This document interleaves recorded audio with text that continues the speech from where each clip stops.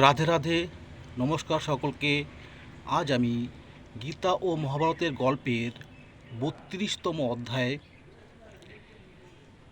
দ্রৌপদী ও দৃষ্টিদ্যুম সম্পর্কে আলোচনা করব। অর্থাৎ দ্রৌপদী এবং দৃষ্টিদ্যুম এর জন্ম সম্পর্কে আলোচনা করব। মহাভারতের গল্পের অনেক ইতিহাসে আমরা জানি, কিন্তু এই দ্রৌপদী এবং দৃষ্টিদ্যুম তাদের জন্ম কিন্তু কোনো মাতৃগর্ভ থেকে হয়নি। তো তাদের জন্ম কিভাবে হয়েছে সেটাই আলোচনা করব।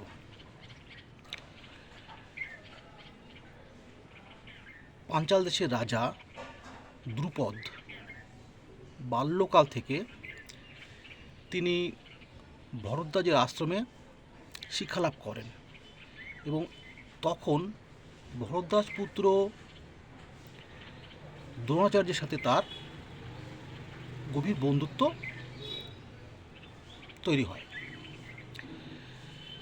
তো বড় হওয়ার পর যখন দ্রুপদ রাজা হলেন, তখন এই দরিদ্র বন্ধু অর্থাৎ দ্রোণাচার্যের সাথে, অর্থাৎ দ্রোণাচার্য কোনো একদিন তার কাছে সাহায্য চাইতে গিয়েছিলেন এই রাজা দ্রুপদের কাছে।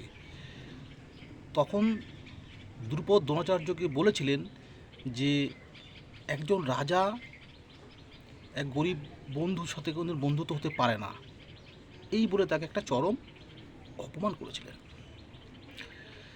সেই অপমান সহ্য করে তিনি সেখান থেকে ফিরে আসেন এবং তিনি কৌরব এবং পাণ্ডবদের অস্ত্রশিক্ষা, ধনুর্বিদ্যা শিক্ষা তিনি দেন। তাই গুরু দক্ষিণা হিসাবে তিনি তাদের কাছে একটা বিষয় জানান যে দ্রুপদকে তার কাছে বন্দি করে নিয়ে আসতে হবে। তো সেই বিষয়ে ধনুর্ধারী অর্জুন দ্রুপদকে বন্দি করে তার কাছে অর্থাৎ দ্রোণাচার্যের কাছে নিয়ে আসেন। তখন দ্রোণাচার্য দ্রুপদের সমস্ত রাজ সম্পত্তি অর্থাৎ সমস্ত কিছু নিজেকে নিয়ে বলেন এখন তিনি তার সমতুল্য, কারণ রাজ্যের সম্পূর্ণ অংশটা তাকে তিনি নিয়ে এবং তাকে বলেন যে আজকে তিনি সমতুল্য। এবং পরবর্তীতে তিনি সেই দ্রুপদের রাজ্যের অর্ধেক অংশ তাকে ফিরিয়ে দিলেও সম্পূর্ণটা ফিরে দেননি এবং কিছুটা নিজের অধীনে রেখেছেন। এই যে রাগ অর্থাৎ দ্রুপদের এই অপমান তিনি আর সহ্য করতে পারেননি। তাই তিনি প্রতিজ্ঞা করেছিলেন যে এমন একটা পুত্র তার প্রয়োজন, যে পুত্র এই দ্রোণাচার্যকে বধ করবে। তাই তিনি জাজ এবং উপজাজ নামে দুই ঋষির সংস্পর্শে আসেন এবং সেখানে তিনি পুত্রেষ্টি যজ্ঞ শুরু করেন।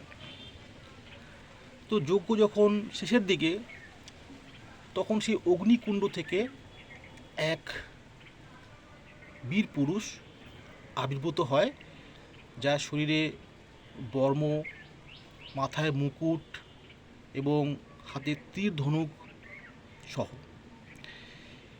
বর্ম বলতে তার শরীরটা একটা বিশেষ ধাতু দ্বারা ঢাকা আছে, যার ফলে সেটা হচ্ছে রক্ষা কবচ, যুদ্ধে তাকে কেউ কোনো ক্ষতি করতে পারবে না।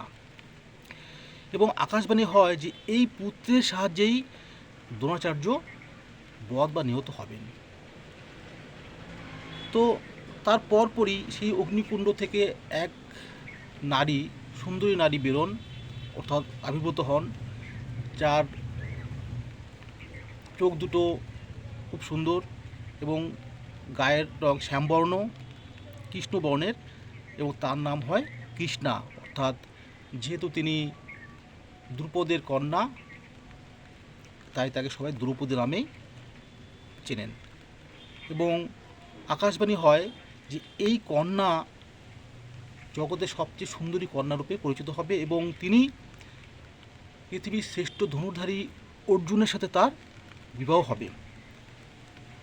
তো এই হলো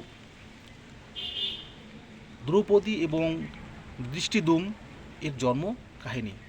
নমস্কার, ভালো থাকবেন সকলে। এই আলোচনায় যদি কোনো ভুল ত্রুটি থাকে আমাকে ক্ষমা করবেন। রাধে রাধে, ভালো থাকবেন।